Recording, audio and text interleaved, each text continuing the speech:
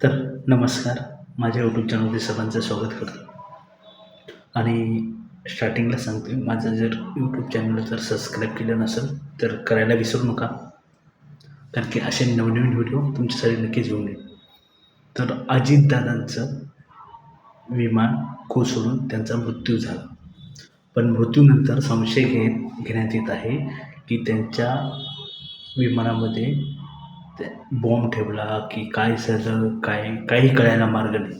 कारण की त्या विमानामधली प्रत्येक विमानात ब्लॅक बॉक्स असतो की जो डाटा शेवटच्या 2 तासाचा डाटा हा त्याच्यामध्ये सेव्ह असतो आणि तो कितीतरी डिग्री म्हणजे तापमान असलं तरी तो त्या बॉक्सला काही होऊ शकत नाही. आणि कुठल्याही आजपर्यंत कुठल्याही विमानाचा ब्लॅक बॉक्स हा खराब झाला नाही किंवा जळून गेला नाही, कारण की त्याला टेम्परेचर तेवढं हाय टेम्परेचर सेट केलेलं असतं. कारण की काही जरी झालं तरी विमान कशामुळं अपघात झाला ते कळण्यासाठी.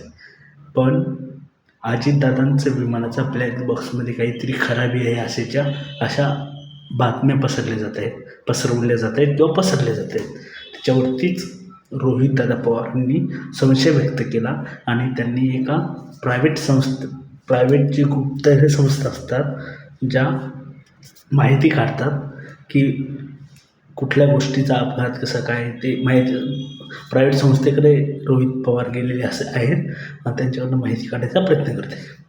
पण या गोष्टी लक्षात घ्या, ज्या सरकारचे उपमुख्यमंत्री अजितदादा पवार यांचा मृत्यू झाला तर सरकारला चौकशी करण्याचं गांभीर्य दिसत नाही. म्हणजे कितपत योग्य आहे आणि कितपत नाही हे तुम्ही ठरवा. पण सरकारनं गांभीर्य लक्षात घेणं गरजेचं आहे आणि सरकारनं चौकशी करून, कारण की सरकारकडे पूर्ण डॉक्युमेंट असतात आणि पूर्ण डाटा पण असतो, पण सरकार कितीपत करतं काय माहीत.